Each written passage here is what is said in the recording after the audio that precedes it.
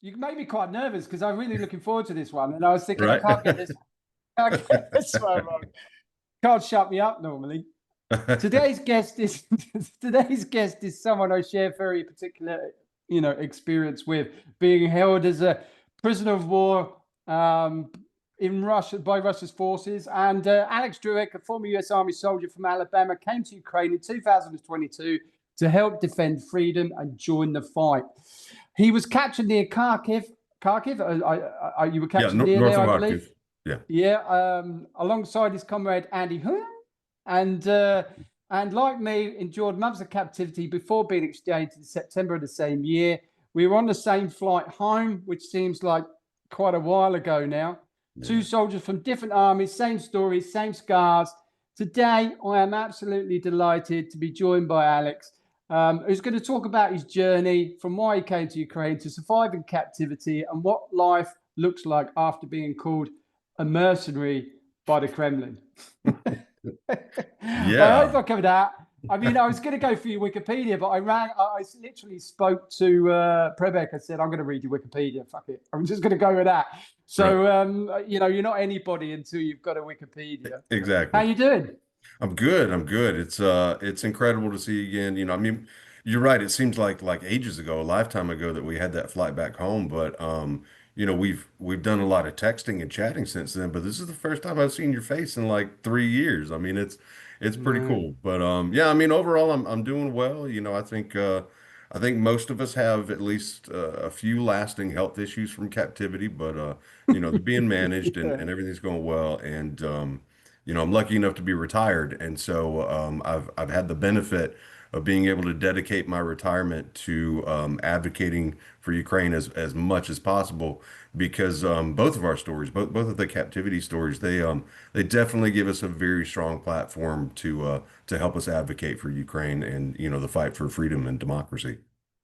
Absolutely, yeah. And I think, I mean, I could talk about it all day long, but I'm really interested to know eventually, we'll get to it later, but I want to know what's going on the ground, what you feel the perception is, what do people think about Ukraine, in America? Because I sit in a speaking group here and with Ukrainians, and I'm forever disseminated the news from outside in. And then when I go outside of Ukraine, I'm doing the same from, Ukraine, what's Right. going on outside of Ukraine. There's a definite wall at the border with this Hmm. news and their perception. There's a lot of distrust here for Trump, and really, that's why I want to get your sort of opinion on the ground there, what's going on. But I think first of Yeah. all, we really need to sort of understand Alex. I've had the pleasure of spending time with you, and I know Way too one of much the things time. that I always one of the things I remember was like, "What's your favorite car?"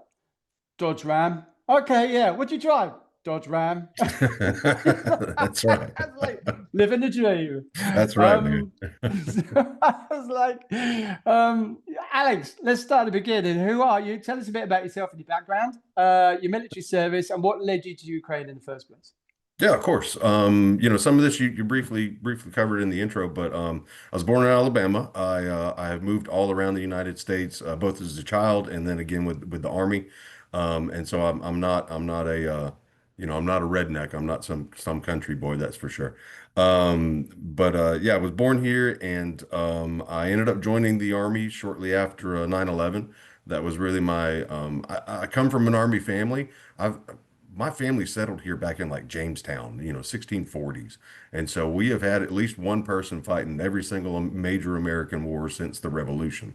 So it's kind of tradition for us to be military and in particular to be Army.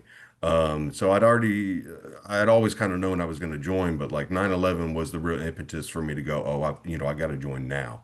I joined on the reserve side because I was hoping to start out as a private and become a sergeant and earn my college degree at the same time because I wanted to commission like most of my family does, commission as an officer. And but I wanted the experience of being a private and a sergeant so that when I'm leading privates and sergeants, I would know what their daily life was, what their duties were like. Um, I ended up being deployed in Kuwait and Iraq from 2004 to 2006, and then I volunteered for my second tour in Baghdad from 2008 to 2009. So it took me 10 years to get my bachelor's degree, and by then we were in the drawdown. A lot of policies were changing, and basically my entire career path just got shut down. So I tried for about 2 years to come up with a new path, and just everything wasn't working out. So I said something's telling me it's time to get out of the Army.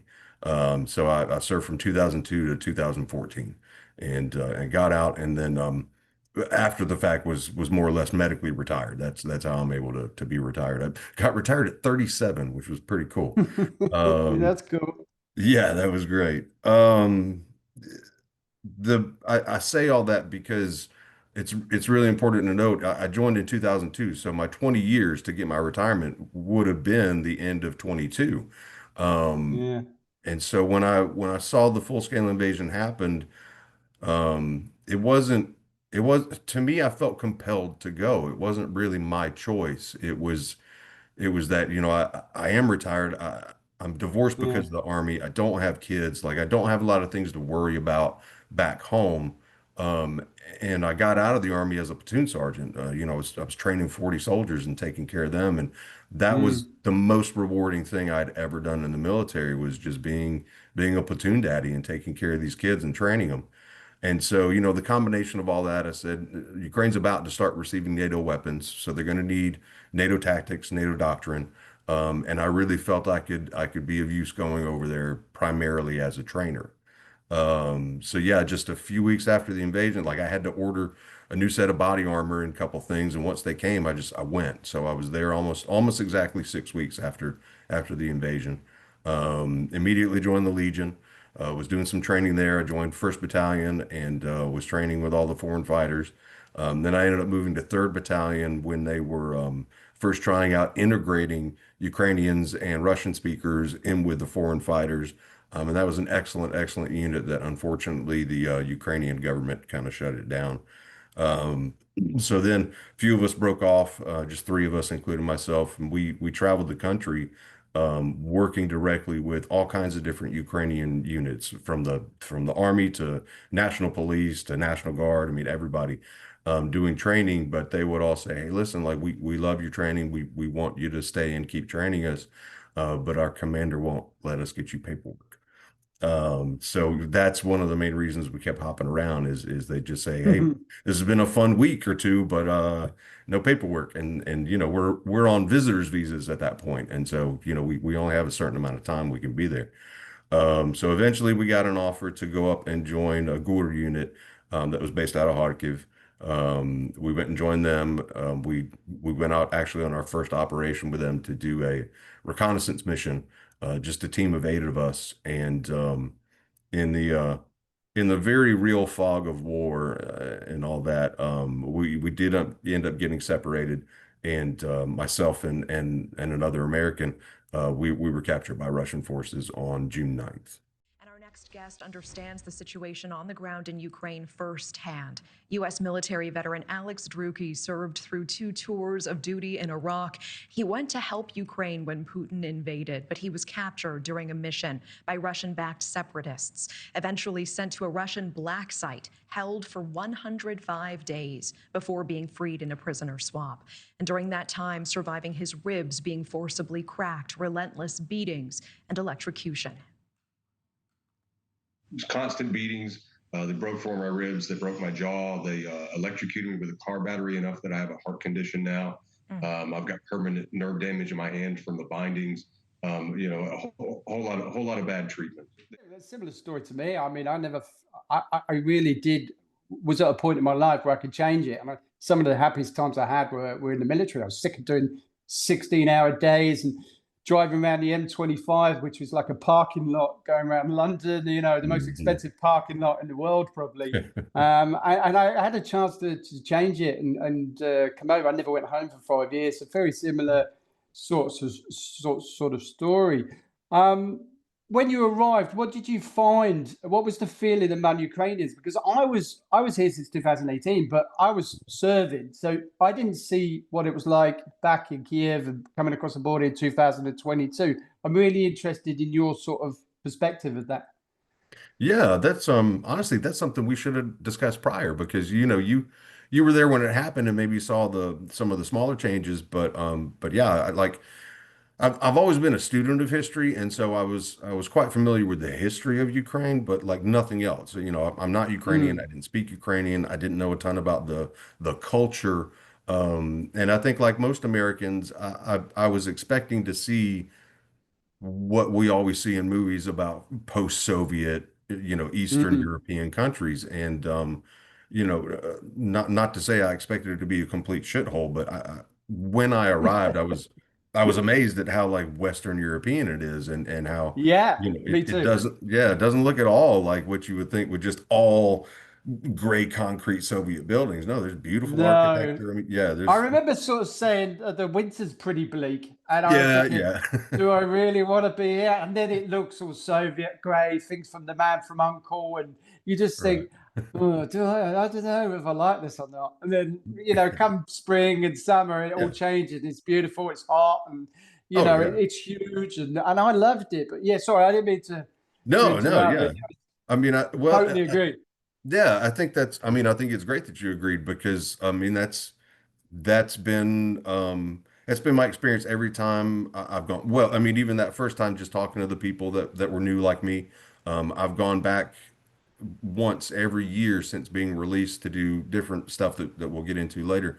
But a lot of those trips I've had people with me that had never, Westerners that had never been to Ukraine. And everybody seems to kind of say the same thing. They're like, this is just, it's wonderful, it's beautiful. And showing up in early 22, um, you could tell that the Ukrainian people knew what we were and why we were there. I mean, former military guys, it's pretty obvious most of the time that we're prior service, especially if you're Mm. carrying around heavy camo bags and all that. Um, Yeah, we yeah, we wear a uniform, don't we? Even we though it's do. not a Yeah. uniform, we do. Yeah, Exactly. Yeah. We've got a civilian yeah. uniform for sure. We got a Yeah. civilian uniform. Yeah. But I mean, because they knew why we were there, and they at that time period, they're on the back foot because of the invasion. They knew that they needed help, and so they were incredibly generous. I mean, even some of the poorest people were, they come up and just hand you a piece of like a candy bar and just my gift, and I got because I didn't have grivna on me, I hadn't been able to exchange my money yet. But I really needed a coffee that morning. The woman refused. I offered to pay her $1, which at the time was like 27 bucks for one small cup of coffee, and she could have taken it, but she said no, no, Yeah. and just gave me a free coffee. Um, and so I really I was impressed by their generosity, and the more I traveled the country, the more that I talked to, the more I got to know. Um, you know, it wasn't just their resilience and their determination and their strength during this invasion. It was the generosity. It was the humor. I mean, they were really able to still keep Yeah. humor alive. So I was super impressed by everything Ukrainian, the cities, the countryside, the architecture, the people, the food. I immediately fell in love with it, and it was just a reaffirmation that what I was doing was the right thing. It's not just the fight for freedom. It's the fight for these wonderful people that don't deserve this kind of evil. No, absolutely. Yeah. Yeah, it's really interesting what you're saying, because those first sort of perceptions of Ukraine were exactly how I thought it was, and I love the food, the culture, the conservative values. I described it as like there isn't a speed camera at every intersection. It doesn't Yeah. cost me £10 to go to the supermarket, to park in the village parking, or at the beach for Mhm. the day. I can light a fire on the beach.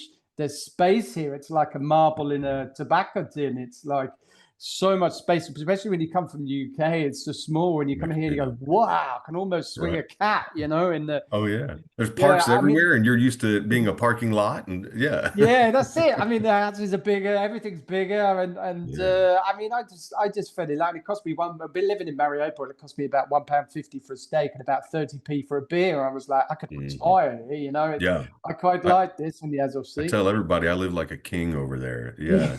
Yeah. Yeah. And you didn't have to, if you knew the cities, the medical was good and the doctors Yeah. were good. And it was pretty Oh yeah. much like home, just far cheaper. And I Hmm. was thinking, yep, I could definitely live here. Um, Hmm. yeah, I mean, it was interesting bumping into you, and when we were at, I think it was Makivka, the second prison, not the black site. I missed you there, but the Makivka, the site there, Makivka. Yeah, we bumped into each other there for the first time, and that was slightly easier prison to stay at. Still not, but I'd already had the death penalty, I think, when you turned up, so I was pretty in a sour mood by the time you got there. In fact, I think you actually got your official sentence like the day before we were captured. Or I mean, it was like really, really close to the day of capture, and the Russians made sure to point that out. Yeah. Yeah, I was like, when you got there, I was not in the best of moods. I was angry quite a lot all the way through it. I mean, when they gave us the death penalty, I was quite angry. But then it sort of that hits you those next 3 days after, when that sort of dies down, and you just think, well, every day could be the last. And I could see them pushing you in that same direction. Right. Did you get much torture? Did you get? Well, I know what happened because we've talked. But do you want to talk to me about your time just as you were captured and how you were treated? Of course, because I think it's very important that everyone in the world is aware of what Russia is doing to soldiers, to foreign fighters, to civilians. I mean, it's every single war crime and human rights violation you can imagine. You can imagine, yeah. Yeah, and I know it gets reported, but I think there's a lot of people out there that don't believe it, or they think it's exaggerations or whatever else. But you and I are here to tell people like this is real. It happened to me. If you don't believe it, let's sit down and talk. So I'm very very happy to talk about those things. Right before we get into it, though, I mean, yeah, we were going through the same death penalty process that you were. We had given our sworn statements and signed stuff that was all in Russian, and we had expected to get our official indictments within like a week or two. By the time we got released, but yeah, even though I hadn't officially been sentenced, I knew what was coming, and I looked at you and the others that had already received it, and it's a whole lot of weight on you. It really is. It's hard to keep your hope alive, and so we did whatever we could to keep it alive. But yeah, we'll get to that. Yeah, we got captured and we were less than 6 kilometers from the Russian border. So initially they took us into Russia for a week. It was like a semi-permanent POW camp. It was tense, but it had the, double chain link with concertina wire up top fences. And there, they kind of started some of the torture stuff. It was dehydration. It was sleep deprivation, horrible stress positions for 18 hours at a time. The stuff you expect if if you're ex-military, you sort of know that if I'm going to get cut, it's not going to be the Ritz-Carlton. Exactly. You sort of know if you've had a long time in there, and you sort of expect a bit of, sleep deprivation, starvation, a few kicks, love taps and things like that. Right, yeah, love taps. You're going to get questioned, and then it just goes horribly wrong. Exactly, yeah. And so, I mean, yeah, you and I, we've had conduct under capture training. I mean, we're it was Americans that taught me, for the viewers. It was Americans that taught me. Yeah, okay, very cool. In Washington State. Nice, yeah. Yeah. Yeah, and we get taught that kind of stuff, but it was a whole nother thing I realize every time I've been to war, like there's a good possibility I could lose a limb, there's a good possibility I could die, like that, there's a lot of bad things that could happen. And yeah, I could be a POW, but I never actually thought I was going to be a POW, So it was kind of surreal. Yeah. I mean, initially on capture in that week in Russia, because we were working with GUR, we gone out completely stripped. We had no phones, no passports, no green books, no paperwork, nothing. And so to some degree, it was us having to prove who we were, and primarily having to prove that we weren't CIA. Throughout this whole experience, they really wanted us to admit that we were CIA so they could say the U.S. government was directly involved. Would you say it was almost paranoia? It was extreme paranoia. Yeah. I mean, there's a lot of instances they overreacted to a lot of things, because I think they're scared of the CIA, I think so. Yeah. Oh, yeah. Yeah. I was James Bond, MI6 spy. I think Paul Urey, bless his soul, rest in peace. Yeah.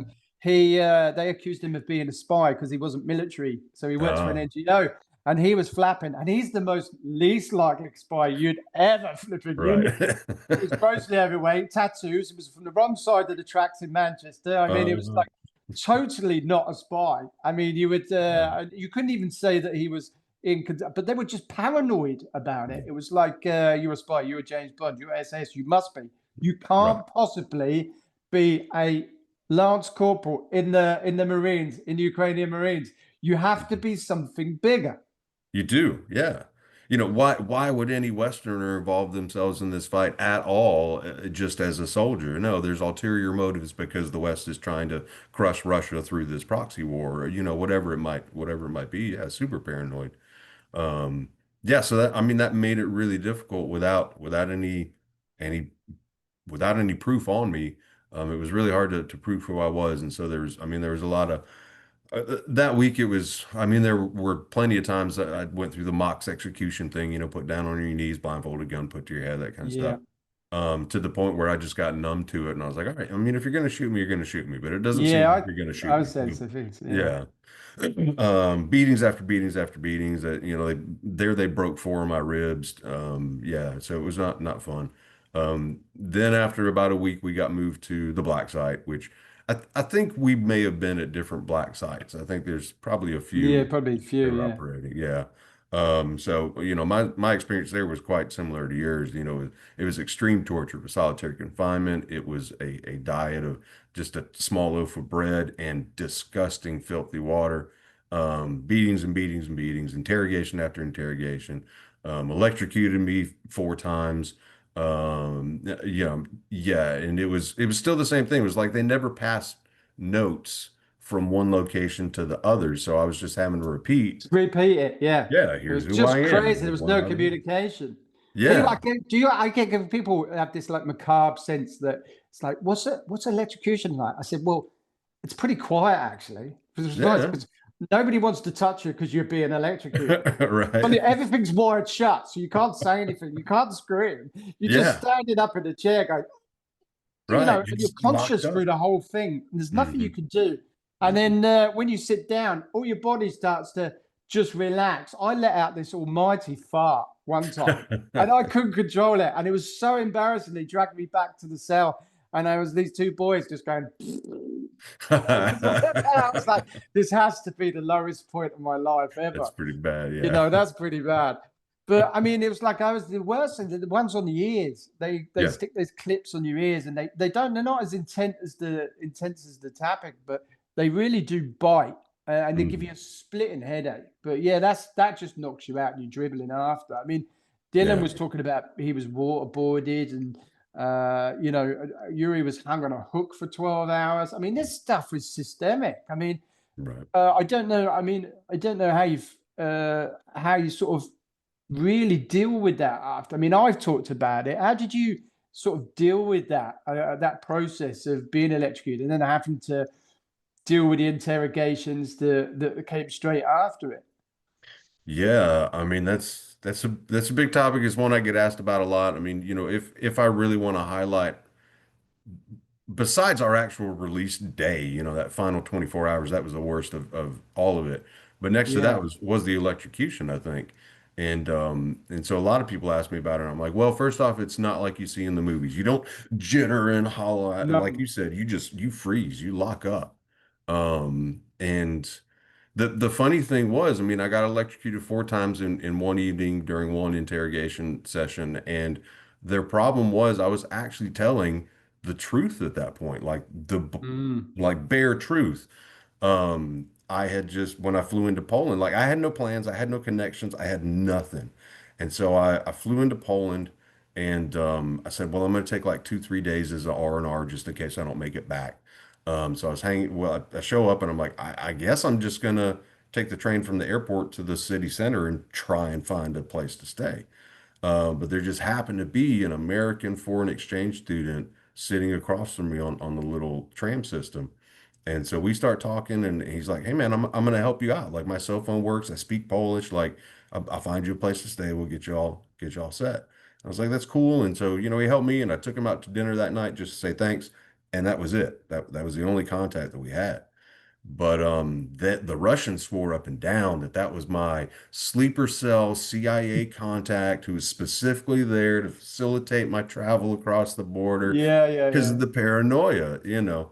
And I'm like, no, guys, it's the truth, and they didn't want that to be the They truth. So didn't that want it. yeah, that's why they No. electrocuted me I and write said, for I write for a column now, and I said exactly what you just said. I said they're Mhm, not interested in the truth. They formulate the narrative for tomorrow, that's right. and that's how they use torture. Torture historically uh, isn't it's proved not to work because Mhm, one if their line of questioning is have you seen Elvis, I'm going to say I shagged Elvis, or he right. works in my chip shop, I met Yeah, Elvis, he works with right. me, He's he my sleeps in my dad, you spare, know. he's my Yeah. dad. Because you're just going to tell him whatever Right. because you want the pain to stop. But Right. torture, the way they use it is exceptionally good at getting you to admit to things you haven't done and places you haven't been. Again, Mhm. like you said, it's not like the movies. They're Right. using it for the long game. They're looking Mhm. at so they want you to say, "I'm a mercenary. I was, I was recruited by the CIA," and so Right. they want you to say that, and they know if you Yeah. electrocute you and stab you and torture you enough, you're gonna pretty much say it. So, and Yeah. that's how they use it. It's not like the movies. Tell us what you know. Mhm. Where are your friends hiding? It's like Right. And it's you just can't do the just name, rank, serial number response. Like no. you have to give them something.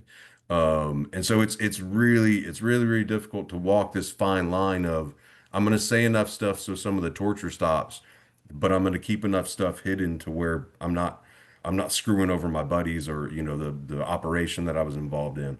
I mean it is really, really difficult, but you're right. They're just I like to use the phrase they were trying to beat those lies into me so that I would say them. Absolutely, that's a good term. I'm going to rob that. Yeah, Yeah, yeah, of definitely. course. That's Yeah. a good. That's a good. They're going to beat the lies into you because that's how they use the torture, and it's all geared up for it's all systemic and staged and Yeah. structured. So the next thing Mhm. after the torture is you go into the trial by public opinion, which is Mhm. then you're driven into the media, the RTs of this world who are talking to the ferry people and laughing and joking with the guys that are beating the shit Right. out of you.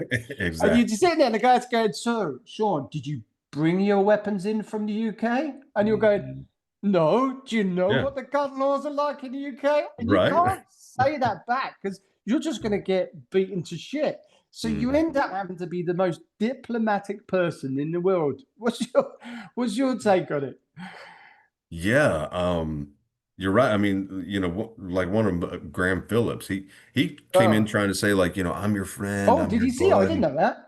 Yeah, yeah, he interviewed me Oh, and was, trying to be really nice. He was the only one that like introduced himself and he, his little warm up for the interview was like basically, I'm your friend. You can tell me anything. And I'm like, no, I can't tell you. Like I can see you're joking around and laughing with the guards and like, no. Um, the British guy, right? yeah, the British guy. Yeah, yeah. So Oh, that's interesting. yeah, so I've gotten the US government involved in kind of investigating him. Yeah, yeah, Because that's they good. were already tracking him. So yeah. Yeah, they're tracking Um, it. He's hiding up in Russia now. He won't come home. He won't Oh come yeah, home. which is probably smart. Yeah. Um, but yeah, I mean, it was obvious that it was being used for propaganda purposes, and now it's on tape. Some of the lies that all of us were like, well, okay, that's not a big one. I'll just go ahead and I'll say that one so that I don't get beat for it. Yeah. But now it's on tape, and it's hell, we're on YouTube and stuff for a while. And so it's out there in the court of public opinion that oh, maybe these guys are mercenaries because they said that kind of stuff. Yeah. Yeah, yeah, yeah. Mhm. Yeah, if you substitute mercenary for Elvis, you're sort Right. of understanding where we're at.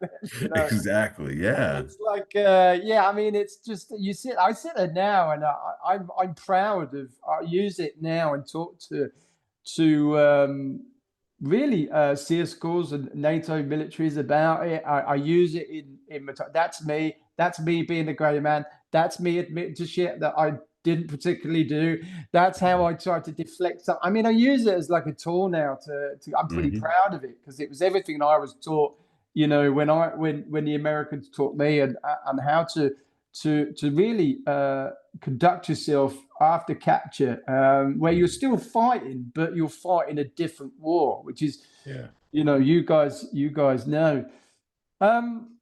Where was I could sit and talk to you for ages, but I know, yeah. There's like 8 things that I haven't and covered we've got enough an hour, that we've so talked about. Yeah, yeah.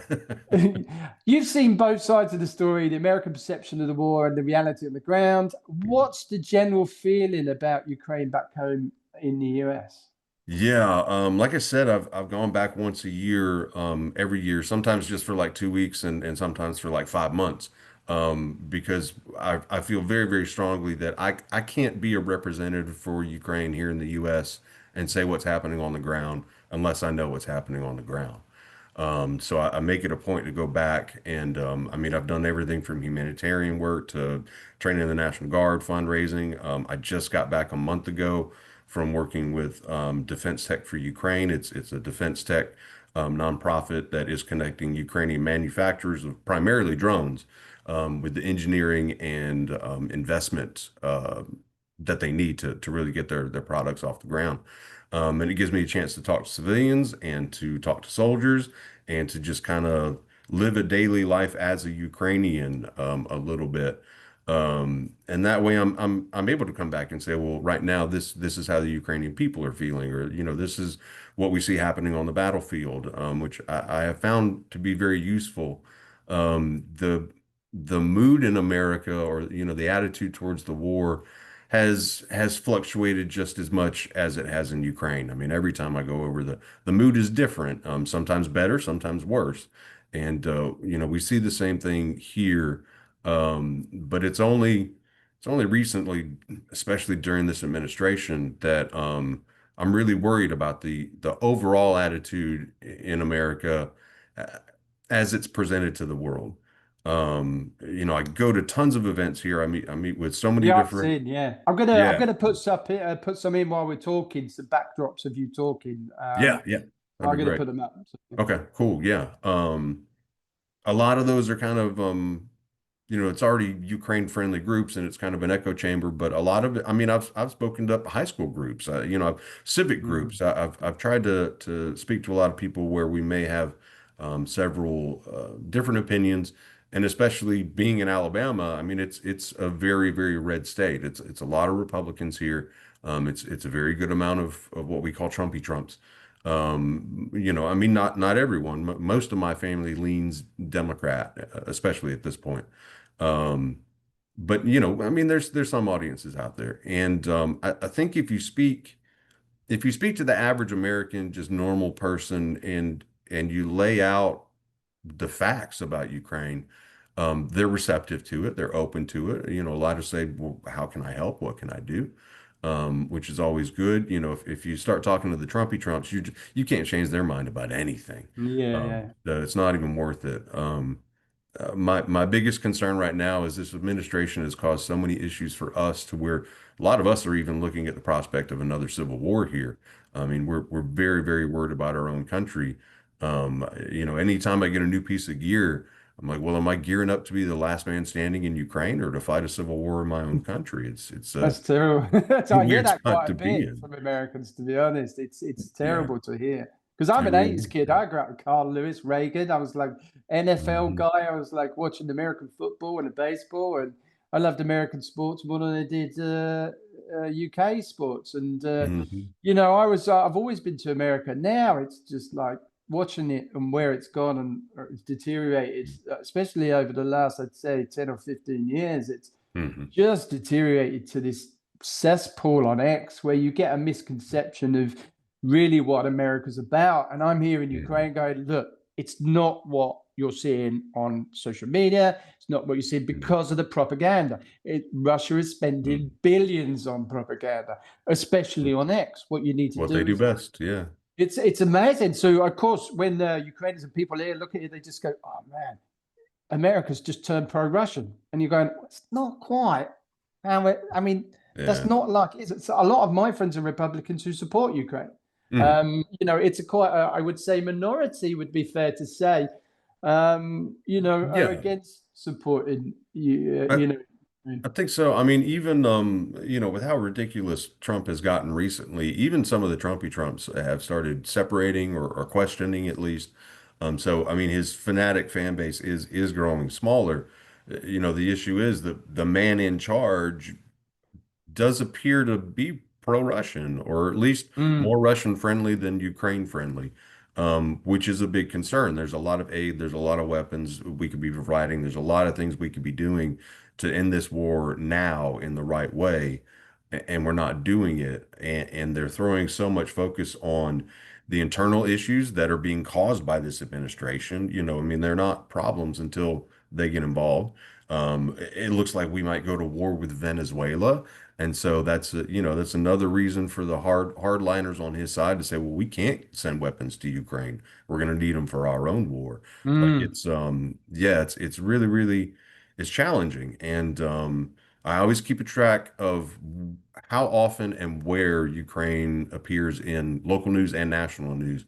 Because if you're on national news and you're on before the first commercial break, that means you're important, especially if you're the headliner. mm, But even if you're that third story before the commercial break, it means you're still important. And Ukraine used to always be in the top three, usually at the top one. And now it's usually still about top three. It's the third, but not always. And I was doing 6 or 8 interviews a day when I first got home for a couple months. And then for at least another 2 years, anytime something major happened in Ukraine, at least one, if not more, media outlet would contact me and say, "Hey, will you speak about this?" mm. Which I'm an introvert, and so that was kind of exhausting. Yeah, Yeah. I am too. I tell people that Right. all the time. I mean, like, I don't think I've got the, I don't think I can stay silent. I mean, it's Yeah. social media when you're doing what we were doing. Social Mhm. media and podcasting was a no-no. You stayed off the grid. You stayed under the radar. 4 years, nobody knew who I was here because I wasn't Mhm. Aiden. I didn't have 130,000 followers on, Instagram. Well, Right. just checking because I might have lost you then. Nope. Oh I no, can hear it's all you. right. We're Yeah. there. That's good. We are experiencing a. We think we're going to get hit tonight. There's a big warning because Ukraine launched a drone swarm last night that took out quite a Mhm. few refineries, which again I was surprised didn't make anything today. Nobody knew about it, and there was quite a Yeah. lot of radar stations and oil refineries hit, and Mhm. again didn't make it on. Yeah, we'll probably get hit by Russia tonight, and that'll be front page news all over the world. It'll be Yeah. Hopefully. 500 drones and ballistic missiles into Kiev. And it'll be Right. all over the news. But I'm not complaining if it is, but they don't show Ukraine's successes. Right. How I mean, one of the biggest arguments I've got is that it doesn't show Ukraine's successes. The media it Mhm. overhypes Russia's. It undervaluates Mhm. Ukrainians, and you only have to look at Operation Spider's Web to see it got like 2 days in the press, and that was it. It died. Right. And one of the biggest victories I say is that doesn't get a mention enough is that Ukraine, Russia had dominance of the Black Sea. Ukraine didn't even have a Mhm. navy and has Right. driven the navy out and regained it could use the Black Sea. So Mhm. I was absolutely shocked that that doesn't get enough. That's if anything, that's one of the most biggest victories and changes Incredible. in war Right. moving forward. I mean, it's changed naval warfare forever. Does Yeah. America see this? Does America, or is it hidden because Trump's so in control now in the media? Yeah, I mean I guess that's kind of where I was headed talking with I used to get contacted all the time, and now it's incredibly rare. In fact, most of the time I'm having to reach out now and say, "Hey, like if you will let me on air, I'd love to talk about this." And I'm getting less and less response back. And you know, the successes of Ukraine are reported in the military, I mean, in the media, but only if you know where to look. Like I Mm, follow enough war channels and, pro-Ukraine channels and everything else where they're talking about it. And it used to show up in the US media. I mean, Operation Spiderweb, like that was a big deal. It was in the news for maybe a week or so. But I think that's really really the last time that I saw anything that Mm. was in major news that wasn't something I specifically seek out. I mean, we're not talking much about the flamingos when they're doing incredible damage. We're not talking much about the refinery hits, except every so once in a while you'll see like, oh well, gas has gone up in Russia because Ukraine has knocked out possibly 20% of the refinery, and that's it. So Ukraine is in the news less and less, and I think it's just because, I mean, America, we have a short attention span. Anything in the news only lasts so long. We have that benefit of geographical isolation, which makes it really hard for a lot of people to get involved. They say, well, it's not only just a European problem, it's an Eastern European problem. Like, why should I care about that? Mm. When we've got issues with immigration and we got issues with Venezuela, we've got all these issues that have been created by this administration, but they act like they're the ones combating it. And so I think it's really easy for the media to latch onto those stories because they know that's what's going to gather the attention of the American people. And then the American people are going, well, this is what I see in the news, so this must be what's important. There's been quite a few times that, like, I mean, I wear Ukrainian bracelet, I wear a hat with Ukrainian flag on it. Like, it's obvious I support Ukraine, and I'll just be out shopping or something. Somebody will notice and be like, oh, you support Ukraine? I'm like, yeah. And here's a little bit of my background. And so many times they'll go, but aren't they losing that war? And I'll say, Yeah. well, no, and here's the fact. But yeah, what they hear is, well, Russia just sent another 600 drones last night, and so it looks like Russia's winning, and Yeah, yeah. these Now it's crossed. negotiations aren't Then going it's well, and Trump's rolling nuclear out the red Armageddon carpet. again. Yeah, sorry, go ahead. Yeah, Then it's like nuclear Armageddon, and that gets the right. headlines. Yeah, Another nuclear threat. It's like every other day. He knows right. how to. They know how to play the system. So, They and really of do. course, February didn't help at the White House. And then you've got. Yeah, I mean, the sanctions really did.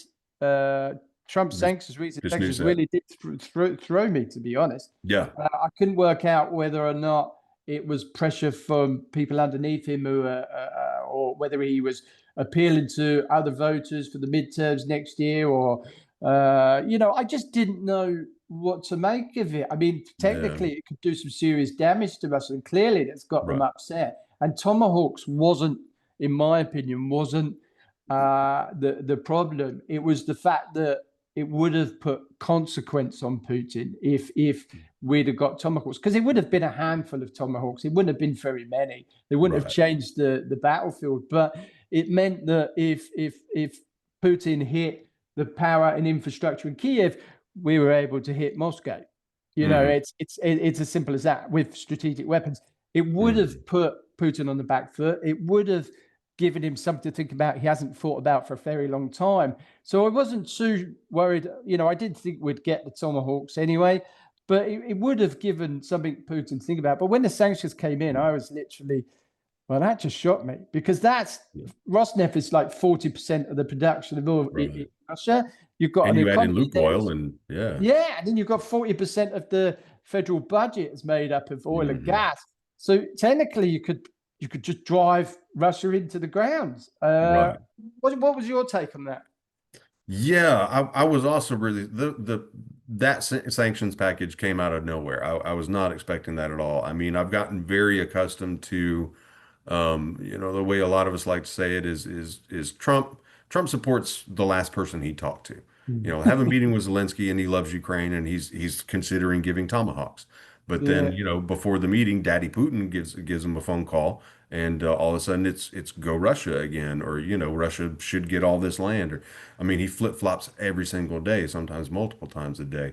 So in that regard, I wasn't necessarily surprised that he had made a pro-Ukraine change.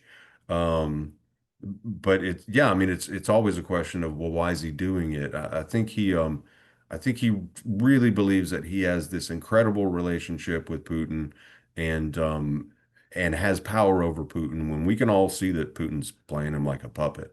It's but he thinks that, oh well, if I do this one thing, then Putin will come to the negotiation table and do whatever I say, and that's not the case. But yeah, I mean these sanctions, if they're enforced correctly, they will be massive. And I really feel like one of the key maybe the key thing for us to win this war is crush Russia economically, just kill the war machine, because they're always going to be able to find bodies. They're already going to other countries for them. Mm. They're going to be able to find bodies. You got to crush the economy. You have to stop the war machine. And I think that's, Putin is not going to stop this war until either he loses or he realizes there's absolutely no chance in winning. That's the only way it stops. Absolutely. I've been saying the same thing. You can't, he wants Kiev. Everybody who's been here 5 minutes knows that. He's Oh not going yeah, to stop. And he's going to go down with a sinking ship. So you have to take the economy out for him to stop. that's And right. then there's a lot of pressure. I said today, that pressure will come from within. It Yes. won't come from anything we can do here. And that economy collapses. We could technically walk into the occupied territories without a shot being fired if the country, and it's Mhm. collapsed before. Right. There's no reason why it can't do that again. So it was never, and people were laughing at me like 2 years ago when I was saying that. They was just Yeah. getting laughed on social media. That's never going to happen. And now we're sitting there now going, Oh, uh-huh. yeah, I'm the same way. uh-huh. All this stuff, I go, man, I've been saying this for 2, 3 years, Yeah, and, yeah, and yeah. now it's happening, or now it's feasible, but yeah, you're right. Like as soon as if we can get the economy to fail and this war to stop, and Ukraine to be able to negotiate from a position of strength, the rest of the Russian Federation, especially starting with like Kazakhstan and Tajikistan, some of these others that are already having a little bit of, difficulty. Fracas. Yeah, yeah, they're gonna go, well, if they can do it, we can do it. And I think that's the safest thing for the West. If the West actively tries to take out Putin, we do risk a Hitler in the bunker situation where that's Yeah. the only case he might actually use nukes. He wants to rule the world. He's not going to nuke the world until it's well, if I can't have it, no one can. Mm. And so I think if we allow the Federation to break up internally, like the Soviet Union did, we really reduce that risk. Yeah, I totally agree. I think it's the only way forward.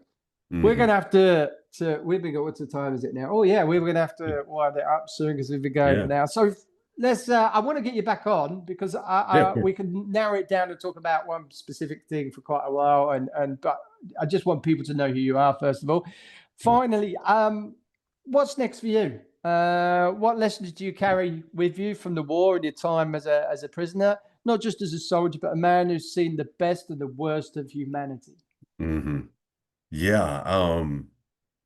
I mean, it sounds kind of weird to say that, this obviously was the worst, most horrible, most scary experience of my entire life. And I mean, there is some residual trauma for it. There is some stuff I'm still dealing with. But overall, I am I'm grateful that I had this experience. I like the way you phrased the question because it does lead into like I've grown from this. I've learned so much about Mm. myself. I've learned so much about humankind in general. I've learned so much about grace and peace and forgiveness and hate and I mean just everything, because everything is, when you're in that situation, everything is so condensed, so focused, so second by second. And you spend a month in solitary confinement, you have a lot of time to really introspect and think about things. So because I chose to use it for this, it has become a positive experience. And because I've chosen to, I mean, I made the decision in captivity, if I get out of here, I'm gonna find a way to do good things with this. And so, that's why I pointed out it's given me this platform for Ukraine. It gets my foot in the door where a lot of other people couldn't, so I can start a dialogue about advocating for Ukraine. It's gotten me on the media. It's gotten me in all these things where I can advocate for Ukraine. And so I'm very appreciative of that for sure. Um, what's next is I'm going to keep doing what I'm doing and what you're doing, just everything we can to keep Ukraine in the news, to make sure people know how evil, systemically evil, with it permeating the entire culture that Russia is, and everything we can do to make sure that Ukraine wins this war the right way on the right terms. So I mean, I'm already tentatively planning to go back to Ukraine probably next late spring. I'm just kind of working out some of the details of what that is, but I'm going to keep fighting just like you keep fighting.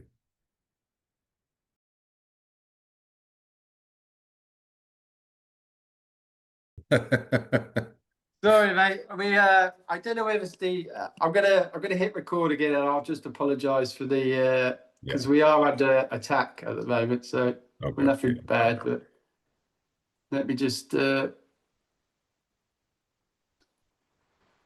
I apologise for having a technical difficulty because we are literally very careful. I don't put ourselves in danger or anything, but we are experiencing air defence. Air defence plays around with the Wi-Fi and says my car's in Lima doing 200 Yeah. kilometres an hour when I'm actually checking the garage to make sure my car's still there. So apologise for the break there while you were just talking there, but you got to the point about what's next. Yeah. Yeah. And I mean, I've been there. Summer 23 was when we were having the really, really bad rolling blackouts. And I was telling media people like, hey, we got to do this quick because 15 minutes from now, I'm not supposed to have power.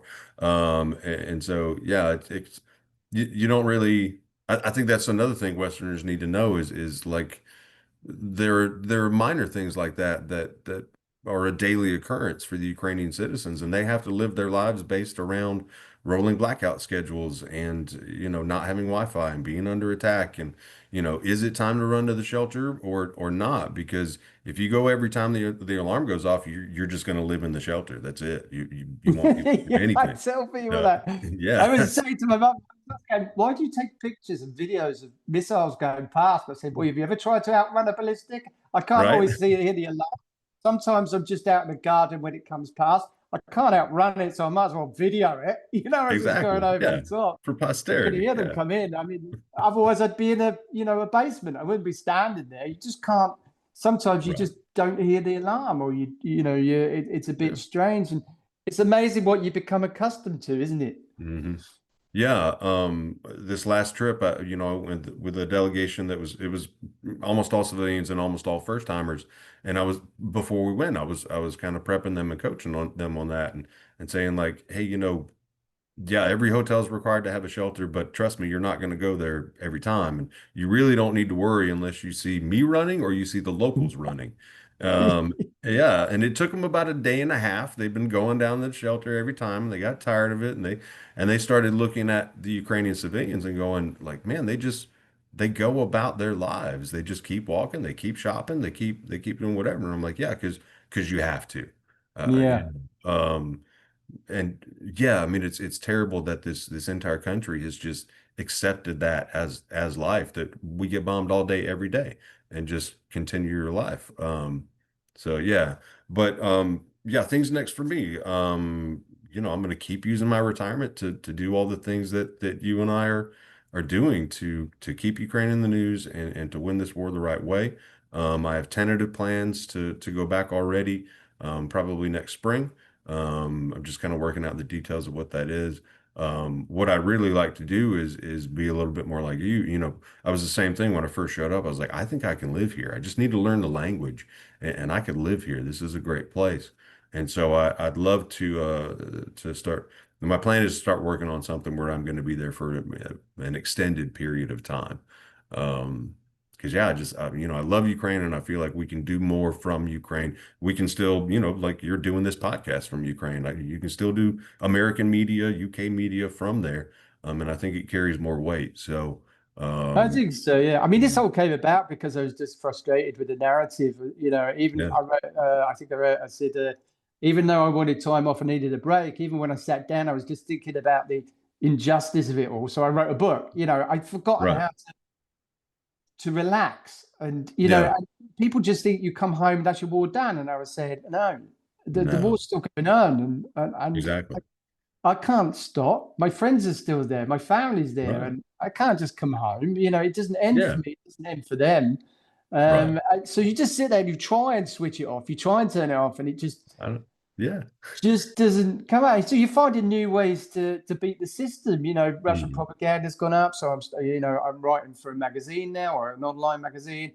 And then sitting there, and I never thought. So one bad experience. I tell people, just because you've had a bad experience, first thing, it doesn't stay bad forever. Right. Eventually, it stops. And then, secondly, sometimes you can turn those bad experiences into positives. I never thought, for Hmm. one thing, I'd write a book. I never thought I'd be a journalist. I never thought I'd be Hmm. doing podcasts. I never thought I'd be talking about, going to America and trying to get into the media and fight Russia, take them to court. you just keep going, and you just keep Right. going and going and going, because you just, I would never say it's revenge. I wouldn't waste that energy on Russia. I'm more clever than that. But certainly I want justice. Right. I certainly feel I want justice for not just me, but you and Ukrainians and people that lost everything. And I think this is the only way I could do it. Plus, it gives me a sense of purpose. The reason I came here was because I didn't have that sense of purpose. I was looking for something different, and I certainly didn't think I'd get married and marry Ukrainian, stay here, and do what I did. But I certainly don't want to. Russia's given me the platform. I laugh when they say it's Russophobia. I'm Russophobia, but you made me Russophobia. Right. You stole my house. You killed my friends. You electrocuted me. Every time they hear Russophobia, I go, I'm bloody Russophobic. You're damn right I am. Right. It's like, you made me like that. So exactly. Yeah. really good to talk to you again, my friend. Yeah, I'd love for to get you on and chat again. And is there anything else you want to think we should know, and you think that we should talk to us about? Yeah, just a couple minutes. I kind of wanted to piggyback on what you were just saying, and I'm like you. I never wanted to be famous. Like I never wanted to be on TV or anything. It worked out, and I realized it was something. It was something I had to do. It's a way that without having a rifle in my hand, I can still be fighting for Ukraine. And so many interviewers have said, well, I mean, like, why are you going back, or why are you doing these things? And I respond, because this war's not over. It's like it's we've got friends over there. We have seen the cities that are just decimated. I mean, there's so many reasons for us to keep fighting this war. And sometimes the best way to do that is have a podcast, or, do a media interview. And so I think it's a great way for us to fight. But what the point I really want to get to, is I think Europe and Ukraine need to realize that there are still good Americans. We're not all Trumpy Trumps. We're not all I'm shouting that. through NATO. Yeah, we're not all forget Ukraine. I mean, there's still a lot of good ones. It's just we aren't the ones being presented in the media, but we are the ones that are contacting our congresspeople, our senators, and asking for support. There's a major conference going on in DC right now where they got 700 people from all around the country to go and discuss specific legislation. I mean, there's a lot of us that are working very, very hard for the right reasons. I want you to remember, not all of us are bad. No. That's what you got to remember as well, that Russia's sole job is to make you think that you're cut off from any Right. help. And their propaganda is solely geared up to make it look like there is no hope for you. Nobody in America can support you. It's all a war. Everything that Russia is doing is because they want Kiev, and that's another another front, is the propaganda front. It's just and doing the podcast really explains, and having people like you on who are willing to sort of give their time up to talk about it, people can hear that. Next thing, I think we'll start translating these podcasts into Ukrainian and possibly Russian. Who knows? I don't know. Yeah. Just moving bit by bit, and hopefully in spring when we come over, I'll come and see you, and we could do one actually in America, which would be great. That'd be awesome. Yeah. Or next time I'm there, we'll try and do one there in Ukraine. Definitely. Yeah, definitely come. Yeah, you've got a place to stay. You can always come stay here. Cool. Last time I see you, I'm going to end on this, because the last time I see you, your head was out here, your eyes were closed up, and you look like Homer Simpson.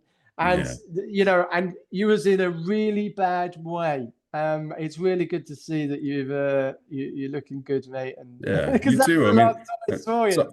Last time I saw you, you and I both looked like we had come out of a Nazi concentration camp. Bleeding down my face. It was like 60 gaunt, no cheeks. Like, it was bad. So I'm really glad to see that you're looking healthy, and it's good to see you smile. And I mean, it's great to talk to you again. I'm really looking forward to doing this again with you and getting into other topics. Yeah. Definitely. We need to get back in the public eye and sort of talk to them, tell people how Russia is. Thanks again, mate. Sure. Stay on the line, because I'm going to have a chat with you after, and I'll say goodbye to everybody else. Yeah. Goodbye, everybody. Appreciate it.